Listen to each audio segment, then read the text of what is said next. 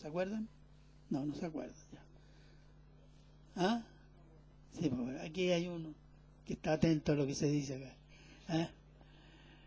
Los Malaquías. Y pensaba con el hermano Ricardo qué hacer. Seguimos con el Nuevo Testamento y conversando y veamos el libro de los Hechos.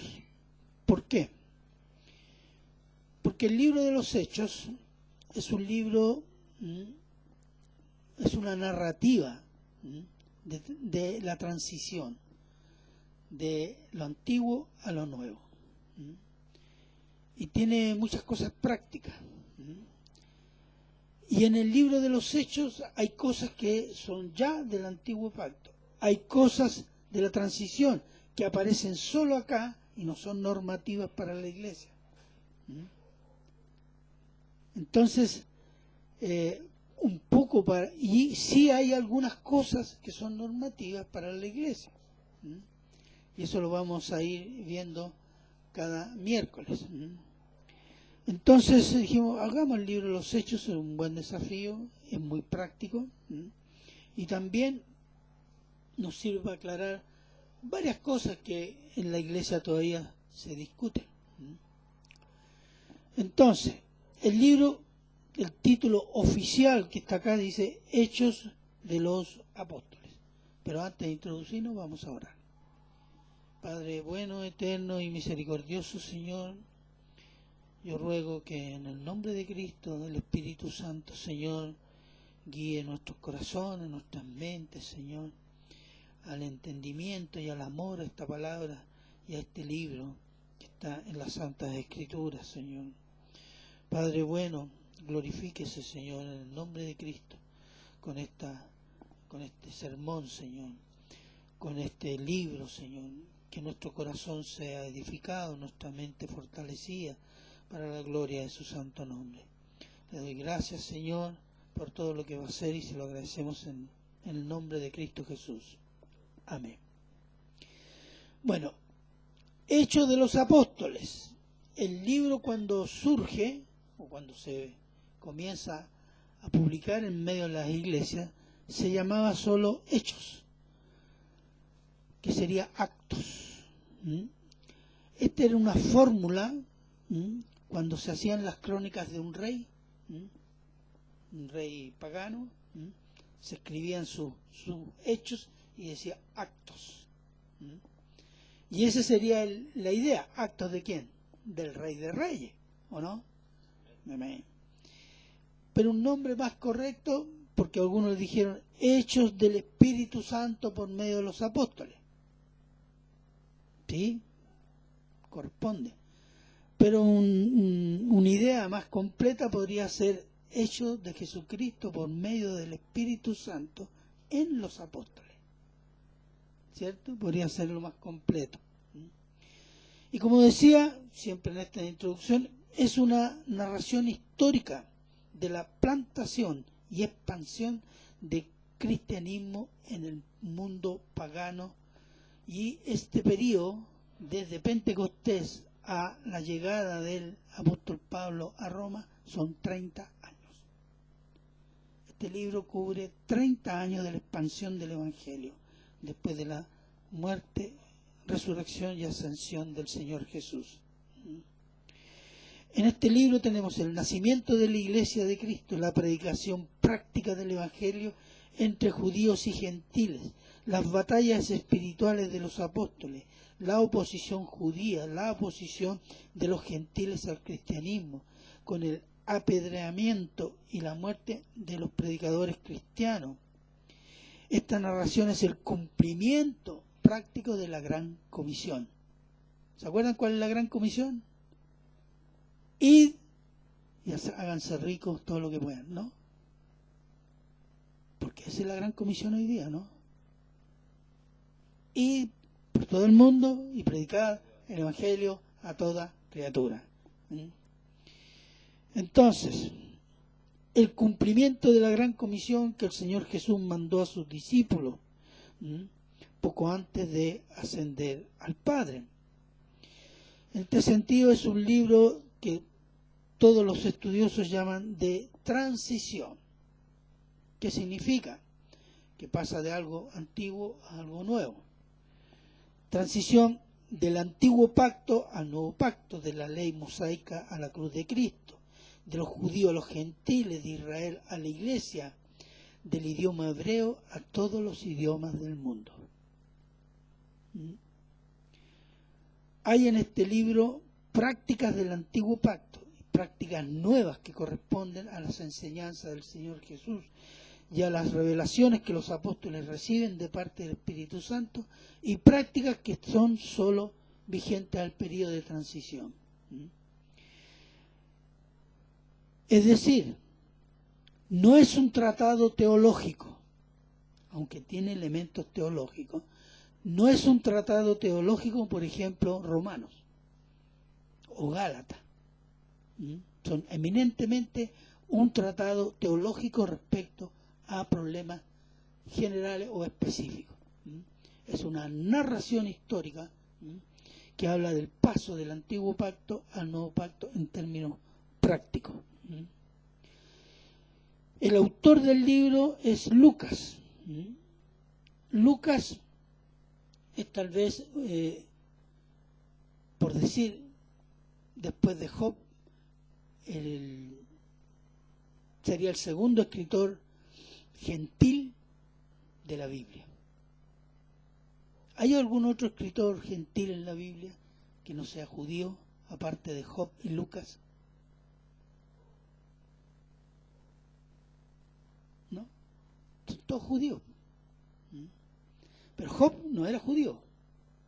Job era gentil. Y el otro gentil en el Nuevo Testamento es precisamente Lucas. Lucas, nacido en Antioquía de Siria en el siglo I, de una familia pagana, o sea, de religiones místicas. Era de cultura griega, bueno, era una familia acomodada en todo caso, una familia acomodada de cultura griega, y él era de profesión médico. Fue discípulo del apóstol Pablo, el cual dice de Lucas el médico amado, en Colosenses 4:14. Y fue casi el único que estuvo con el apóstol Pablo hasta su muerte en Roma, segunda de Timoteo 4:11. Y según la tradición de la iglesia del primer siglo, Lucas predicó en Egipto y en Grecia y fue pastor en esos lugares, y habría sido crucificado en Patras, Grecia, cuando tenía 84 años. Esa es la historia del autor Lucas. Lucas escribió este libro al mismo personaje al cual escribió el Evangelio. ¿Cómo se llama? Teófilo. Teófilo, ¿qué significa Teófilo? Amigo de Dios, un nombrecito que tenía. Y por el título lo llama Excelentísimo Teófilo.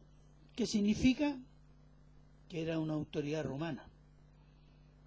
Toda autoridad en ese tiempo se le llama el Excelentísimo.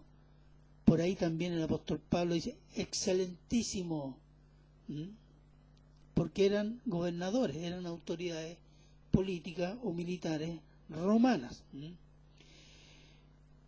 Lucas escribió los Hechos de los Apóstoles en torno al año 62-63 del primer siglo después de Cristo. Posiblemente lo escribió después que llegó a Roma junto al apóstol Pablo, que fue enviado a Roma para ser procesado.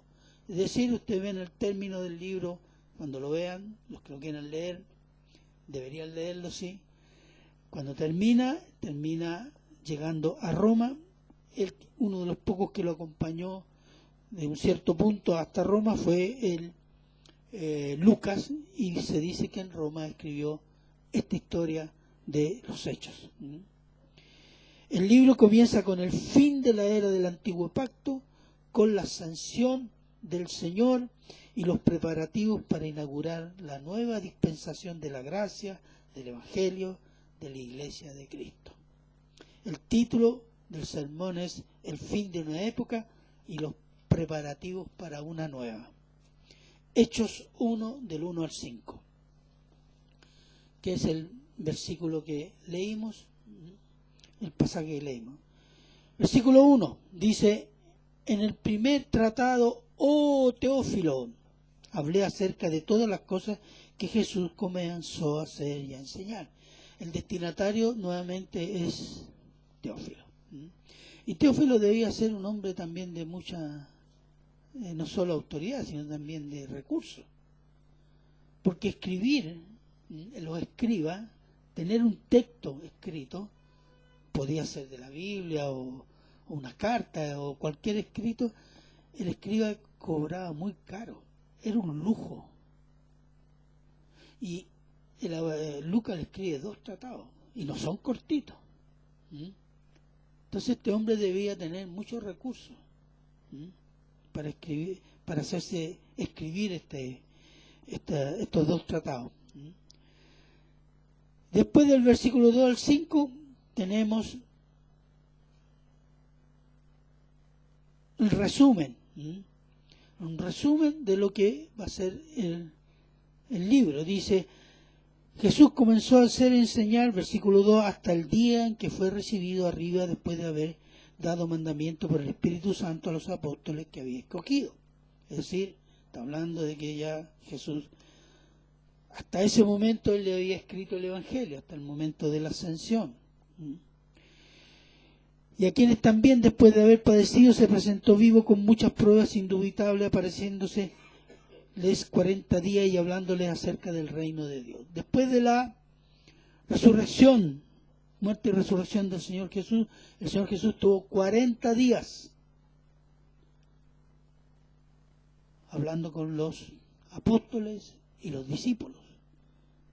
En 1 Corintios 15 dice: y en Galilea, ¿cuántos se juntaron para verlo? 500 hermanos, dice el apóstol Pablo. Y algunos de ellos están vivos y otros duermen. Entonces, él se dedicó a instruir, a enseñar, a animar a los discípulos. Después, ¿qué dice? 4. Y estando juntos les mandó que no se fueran de Jerusalén, sino que esperasen la promesa del Padre, la cual les dijo: oísteis de mí. Porque Juan ciertamente bautizó con agua, mas vosotros seréis bautizados con el Espíritu Santo dentro de no pocos días. Después de 40 días, él asciende y 10 días después viene Pentecostés. Entonces, ¿cuál es la promesa? La venida del Espíritu Santo. Veamos, echamos una mirada a Mateo 3, 11, 12, por favor. Vamos a ir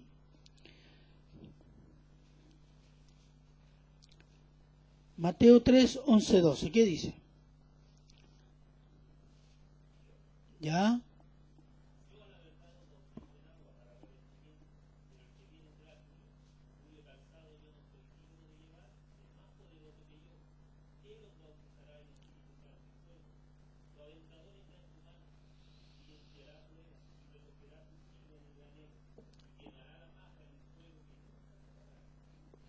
Esas son las declaraciones de Juan el Bautizador, ¿cierto? Y él habla de la venida del Mesías, juicio. Y dice, bautizarse, ¿qué significa? Sumergirse. Algunos serán sumergidos en el Espíritu Santo y fuego. Y todos los pentecostales, amén, gloria a Dios, y fuego, y fuego. Ay, ay, ay. Pero ¿cuál es el contexto? ¿Y cuál es el sentido preciso? Dice, serán sumergidos en el Espíritu Santo. ¿Quiénes? Los salvos. Y fuego. ¿Quiénes? Los condenados. Ese es el sentido, porque fuego en la Biblia, en el Antiguo y el Nuevo Testamento, es símbolo de condenación. Entonces, la salvación y la condenación son por Cristo. Entonces, dice, van a la promesa del Padre. ¿Cuál es? Que serán bautizados en el Espíritu Santo. Versículos 6 al 8, y aquí que tenemos, los tiempos del reino son de Dios y la misión de la iglesia de Cristo. ¿Qué decían los discípulos? ¿Qué vieron? La muerte de Cristo. Estaban viendo a Cristo resucitado. Entonces dije, tremendo, aquí está el poder de Dios. Y tenían toda la razón. Entonces, ¿cuál fue su apreciación? Entonces los que se habían, versículo 6 estoy, se habían reunido y le preguntaron diciendo, Señor, ¿restaurarás el reino a Israel en este tiempo? Llegó el momento, como había dicho Juan el Bautizador. ¿Y qué les dice? No les toca a ustedes saber los tiempos o las sazones que el Padre puso en su sola potestad. Solo Dios tiene los tiempos en mano. A veces nosotros creemos, se están cumpliendo las profecías. Yo creo que a veces somos pésimos para discernir con la palabra. Y nos impresionamos por algunos hechos y los asimilamos a algunos pasajes de la Escritura. Y decimos, ahora sí, ahora viene, está por venir el Señor. ¿Sí? Desde que se fue, dijo yo, vengo, pronto. ¿Cuándo? Están todas las señales. Para el rapto no hay señales. Para su segunda venida, sí. Entonces, ellos igual. Ahora, Señor, el reino. Y se están ya apitutando algunos para ver si podían ser un puestecito ahí en el reino. Entonces dicen, no toca a ustedes decidir, no toca a ustedes. El Señor ya se lo había dicho a los discípulos cuando dijo, ni los ángeles saben, tienen idea lo que el Señor, el Padre ha decidido y cuándo lo va a hacer. Entonces dije, el Padre decide los tiempos, entonces no les dijo nada más, ni cuándo, ni cómo, ni por qué.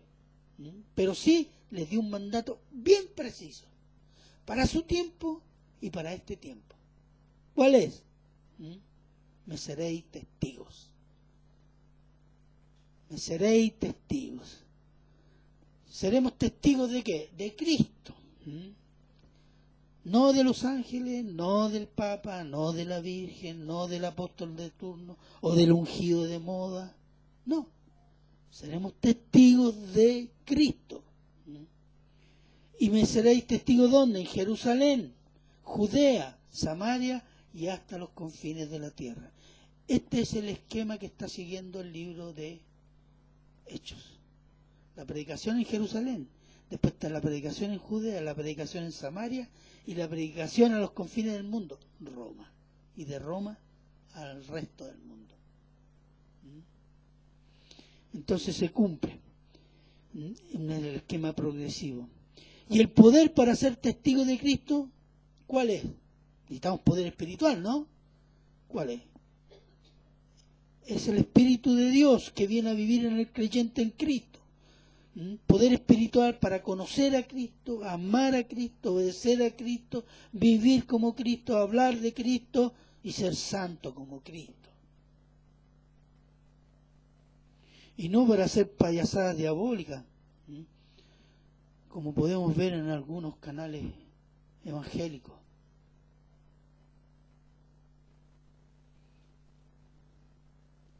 El bautismo del Espíritu Santo, para los que creen en Cristo como único Señor y Salvador. Y bautismo de fuego va a ser para quienes rechacen a Cristo, quienes no acepten a Cristo, que no crean. Versículo 9 al 11, ascensión y promesa.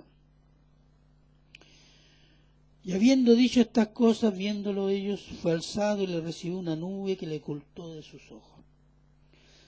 Aquí esta descripción de la ascensión del Señor dice, y una nube lo cubrió y se lo llevó. ¿Qué es lo que es esa nube? ¿Ah? Sí, pero ¿cómo se llama en el antiguo pacto? La Shekinah. La Shekinah llenó el templo, era Dios. ¿Cierto? Entonces, y después dice, y termina con esto definitivamente el ministerio terrenal del Señor Jesús en su primera venida. Se concluye definitivamente todo. Está todo cumplido en la primera venida. Pero concluye con una promesa. La promesa, ¿dónde está? En el 10, cuando dice, estando ellos con los ojos puestos en el cielo, entre tanto que él iba de aquí, pusieron junto a ellos 2 varones con vestiduras blancas, y el 11 dice, los cuales también les dijeron, varones Galileos, ¿por qué estáis mirando el cielo? Este mismo Jesús, que ha sido tomado de vosotros al cielo, así vendrá, como le habéis visto ir al cielo. Esa es la promesa. Los ángeles confirman ¿qué cosa? Una promesa. Y vamos a ver, por ejemplo, Mateo 16, 27.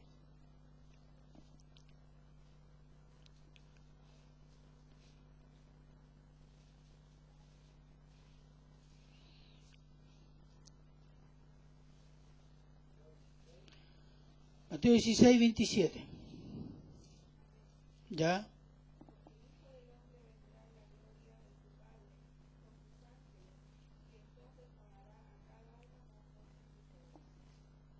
¿Cuál es la gloria del Padre? La Shekinah.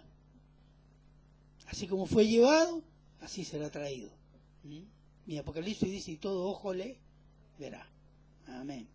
Entonces, en su segunda venida, prometida acá, bautizará al mundo con fuego consumidor. Es el bautismo de condenación a los incrédulos. Entonces, el cierre de la vieja dispensación, Antiguo Testamento, se concluye con la muerte, resurrección, ascensión del Señor Jesús al Padre y prepara a sus discípulos para que reciban el Espíritu Santo y puedan cumplir la comisión dada a ellos y los prepara en oración. Cuando Dios quiere hacer algo con su pueblo, ¿qué es lo primero que hace? Pone a orar, ¿o no? Pone a orar. Si ustedes ven todas las cosas que Dios hace con Israel, y que quiere bendecir a Israel y quiere que Israel haga algo para la gloria de Jehová, lo pone a orar. En sus líderes y en general el pueblo. ¿Y qué significa eso? Arrepentirse. Si queremos un avivamiento, porque eso es lo que está hablando acá, orar y arrepentirse. Orar, depender del Señor. Arrepentirse, quitar los obstáculos para esa comunión. El pecado es un obstáculo para el avivamiento. El avivamiento no es un salto así, gritadera, y caerse y andar volando ahí, flotando. No, eso no es avivamiento. El avivamiento es cuando vamos al Señor, nos arrepentimos, oramos y dependemos de Él, y Él nos usa, porque Él quiere instrumentos limpios, hermano. Él no va a usar a su pueblo si antes no lo pone a orar. Y eso es lo que hace acá. Versículos 12 al 14. Dice, entonces volvieron a Jerusalén desde el monte que se llama del Olivar, el cual está cerca de Jerusalén, camino de un día de reposo. Y entrados subieron al aposento alto, donde moraban Pedro y Jacobo, Juan, Andrés, Felipe, Tomás, Bartolomé, Mateo, Jacobo, hijo de Alfeo, Simón el celote y Judas, hermano de Jacobo. Todos estos perseveraban unánimes en oración y ruego con las mujeres y con María, la madre de Jesús, y con sus... Los hermanos se convirtieron durante la resurrección, los días que apareció el Señor resucitado. Y estaban ahí ya con los discípulos y con los apóstoles, esperando ¿qué cosa? La promesa del Espíritu Santo. Entonces, el pueblo se dispuso a orar. Y eso es importante. ¿Por qué?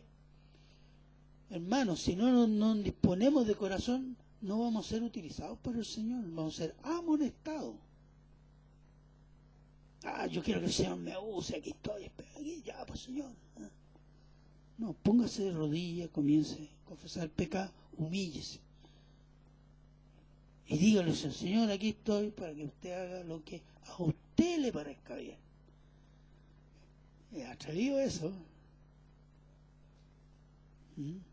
Bueno, 2 al 14. ¿Perseveraban en qué? En ruego, oración, etcétera, etcétera. Y además, versículos 15 al 20, reemplazan al infiel. ¿Por qué? ¿Cuál fue el infiel? Judas. Judas no estaba ahí. Pero los apóstoles tenían que ser 12. Entonces hay que resolver este problema. Y aquí vamos a leer un poquito el 15, dice: y en aquellos días Pedro se levantó en medio de los hermanos, los reunidos eran como 120 en número. Era harto grande el salón ese, 120 personas orando en el aposento alto. ¿Y qué dice?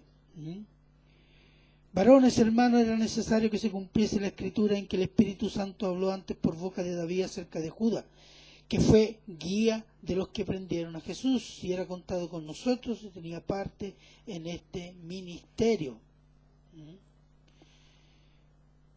Este pues, con el salario de su iniquidad, adquirió un campo y cayendo de cabeza se reventó por la mitad y todas sus entrañas se derramaron. Y fue notorio a todos los habitantes de Jerusalén, de tal manera que aquel campo se llama en su propia lengua Aceldama, que quiere decir campo de sangre, porque está escrito en el libro de los Salmos: sea hecha desierta su habitación y no haya quien more en ella, y tome otro su oficio. Mire qué interesante que el apóstol Pedro está citando pasajes del Antiguo Testamento, los Salmos, para interpretar a la situación que estaban viviendo. Le estaba aplicando los Salmos, porque ve la necesidad de que hay que reemplazar a este varón que fue un traidor. Recordar algunas cosas de Judas. Por ejemplo, Judas, ninguno de los discípulos que estuvo con él podría decir que era uno que se iba a echar para atrás. No se le notaba. Más todavía, cuando Jesús envía a los 12 y llegan de vuelta y dicen: los demonios hicimos un milagro. Judas también hizo milagro, ¿o no? Exactamente, güey. ¿Y qué dijo de Judas? Yo sé que este es diablo. Yo sé que yo lo elegí a ustedes. Y yo sé que uno de ustedes es diablo.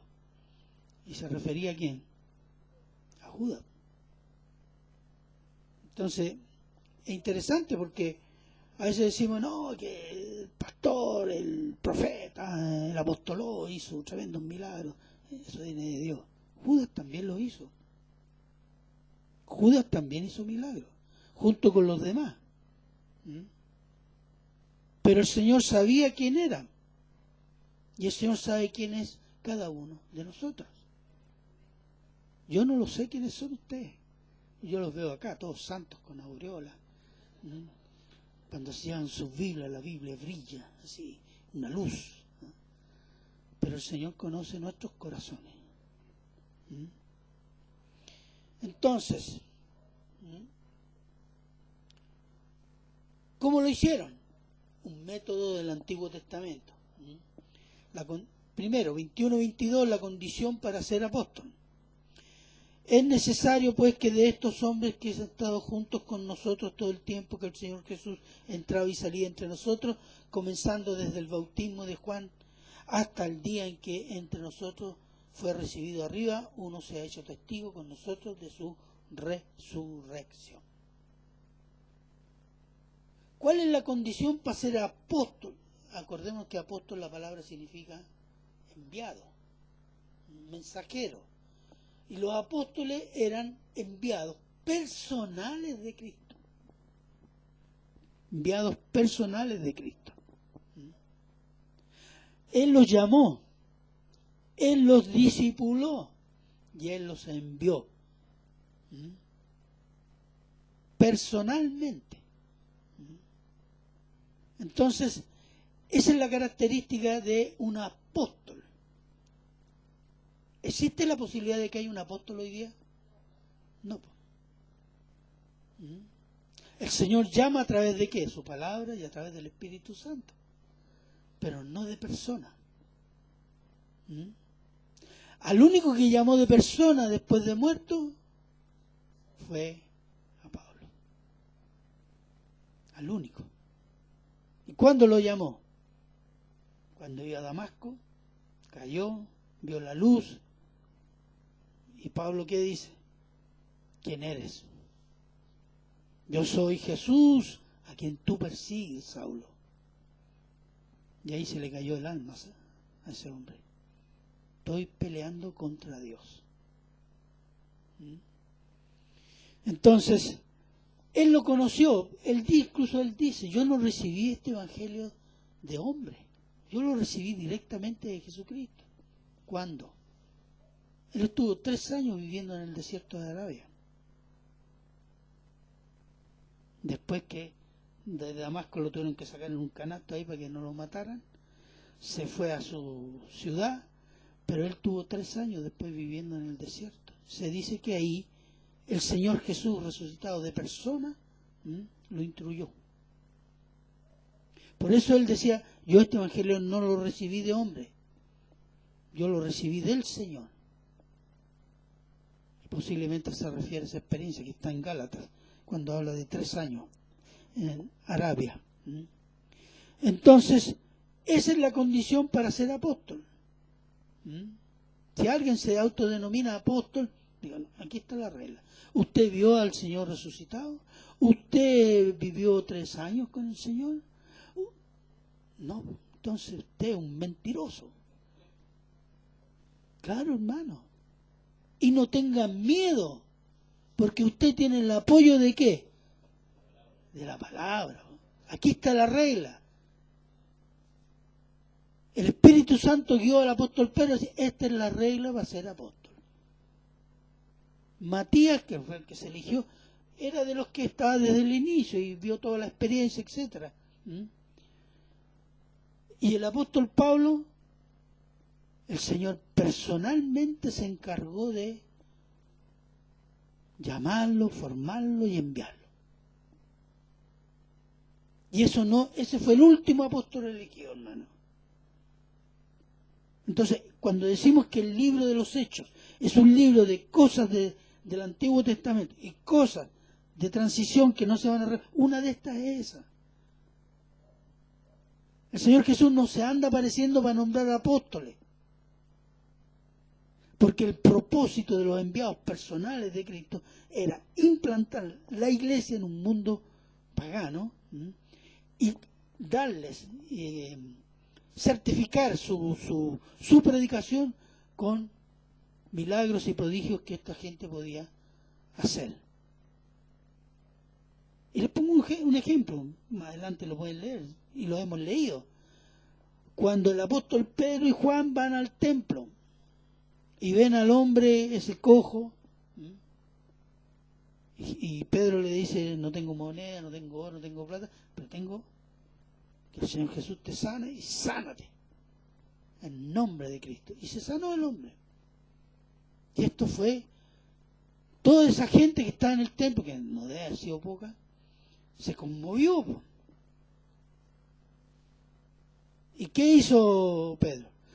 Hermano, soy el ungido de Dios, voy a escribir un libro y voy a ir a la televisión y léanme, aquí hay un jarro para que pongan dinero. ¿Qué hizo? Predicó a Cristo. Imaginemos una situación diferente, que Pedro llega ahí, un montón de gente se pone a predicar a Cristo. ¿Sabe lo que sucede? Lo agarran a piedra, lo apedrean. Pero como hizo el milagro, dijeron, no, esto es de Dios, a ver, ¿qué dice este hombre? Y ahí, ¿cuántos se convirtieron? Dice, Ese es el propósito de los milagros, en un mundo pagano. Entonces, ¿hay necesidad de apóstoles? No. Ya cumplió su rol. Ya se cumplió el propósito. No hay que implantar la iglesia está implantada hace siglos. Hay que misionar, hay que evangelizar, etcétera. Ya, 21, 22, pasamos.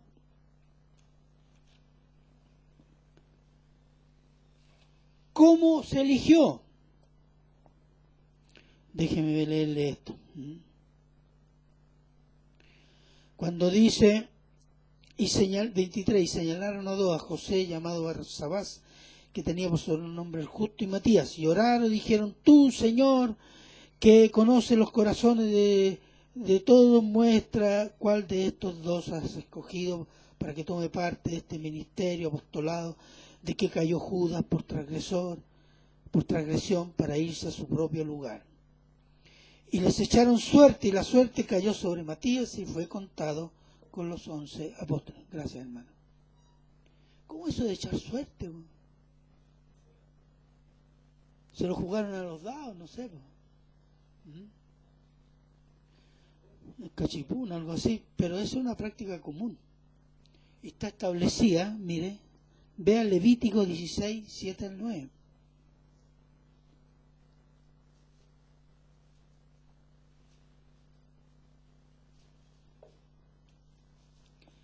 Levítico 16, 7 al 9. Ya, ¿qué dice? Después tomará los dos machos cabríos y los presentará delante de Jehová a la puerta del tabernáculo de reunión, y echará suertes a Aarón sobre los dos machos cabríos, una suerte por Jehová y otra suerte por Azazel, y hará traer a Aarón al macho cabrío sobre el cual cayere la suerte por Jehová y lo ofrecerá en expiación. ¿Se acuerdan que el rey David también echó suerte en un momento? El Urín y no me acuerdo cómo se... Claro. Estaba en una situación muy complicada que se lo iban a apedrear. Y dice, tráeme el efod, sacó el Urín y tiró suerte. Porque esa es una práctica de los creyentes israelitas, hermano. Dios dirigía a veces a través de este método. Y muchos dicen, no, ¿cómo los apóstoles hicieron suerte? Eso no es bueno. No, pues eso era la práctica del Antiguo Testamento, y ellos todavía están con la práctica del Antiguo Testamento. El Espíritu Santo no ha venido todavía, están en espera. Después, cuando ya cambia la cosa. Pero aquí tienen una práctica ya todavía del Antiguo Pacto. Entonces los apóstoles y discípulos esperaban, oraban, completaban el mandato de Dios, según Dios, por 9 días, en la expectativa de la venida del Espíritu Santo prometida a los de la fe en Cristo.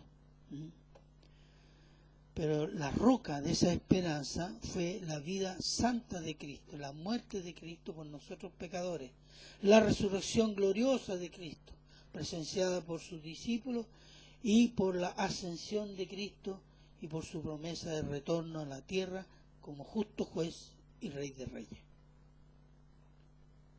El Señor los preparó en esa última instancia, pero la base ¿cuál era? La obra de Jesús. La obra de Jesús. La obra de Jesús en su primera venida vino ¿a qué? A cumplir la ley. Y Él cumplió toda la ley, incluso la ley ceremonial, porque Él fue el Cordero inmolado que quitó el pecado del mundo. Entonces, con la ascensión del Señor se cierra completamente el Antiguo Pacto. Hay prácticas acá del Antiguo Pacto, como también hay prácticas que vamos a ver más adelante, que son solo de ese periodo. Pero ¿qué es lo que hacen los discípulos cuando oran? Eso es permanente. En el Antiguo ya no, orar. Para someterse, para ser usado por el Señor. Así que, sobre esta base los discípulos esperan hasta que el día de Pentecostés, viene el Espíritu Santo. El Espíritu Santo de Dios se hace presente en la tierra. ¿A través de qué? A través de los discípulos de Cristo, formando la iglesia de Cristo. Este es un hecho nuevo, hermanos. Yo creo que, y si ustedes leen atentamente, ni siquiera los discípulos en ese tiempo se dieron cuenta de la novedad en todos los aspectos. Y a veces ni nosotros nos damos cuenta, damos por descontado muchas cosas. La iglesia es la reunión de los santos. Y somos santos, ¿por qué? Porque somos justificados por Cristo. Cristo es la cabeza de la iglesia.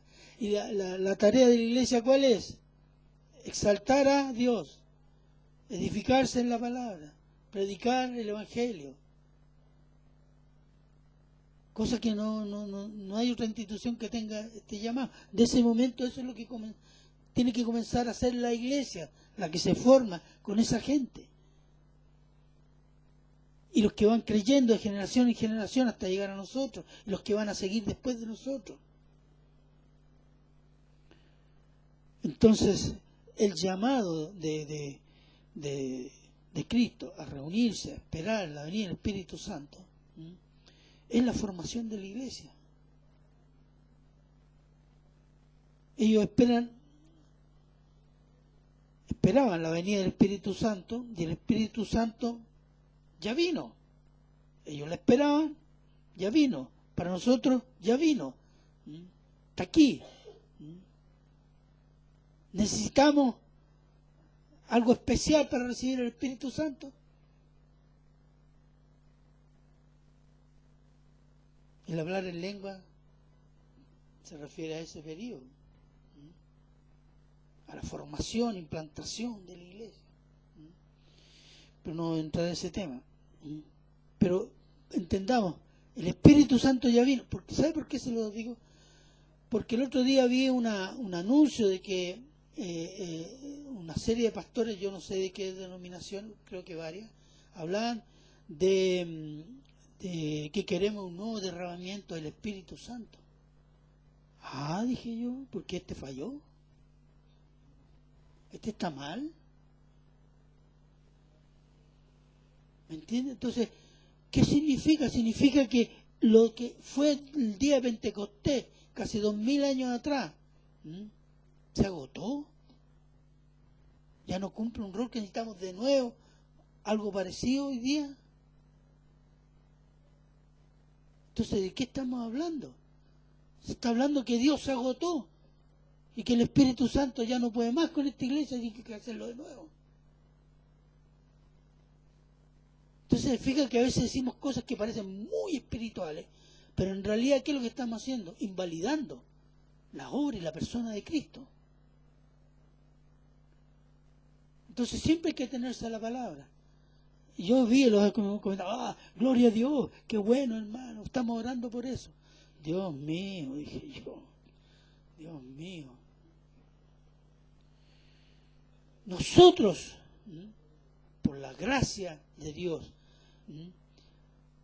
por la obra del Espíritu Santo, nosotros que creemos en Cristo, participamos de este Pentecostés. ¿Cuándo? Cuando fuimos llevados a Cristo, a confiar en Cristo. Y el Espíritu Santo vino a vivir en mí. Las señales ya se hicieron ya. No las necesitamos. La obra del Espíritu Santo, la obra de conversión, ¿dónde se demuestra? En el amor a Cristo. El creciente amor a Cristo, creciente amor a las cosas de Dios. Y decreciente amor a las cosas del mundo, a las cosas que antes amábamos. Bueno. Y nosotros, como ya vi, todos los cristianos de todos los tiempos, gozamos de esa promesa cumplida en el día de Pentecostés del año 33 del primer siglo en Jerusalén. Amén. Bueno, el hermano Ricardo les va a explicar después el capítulo 2, el próximo miércoles. Oremos, hermano.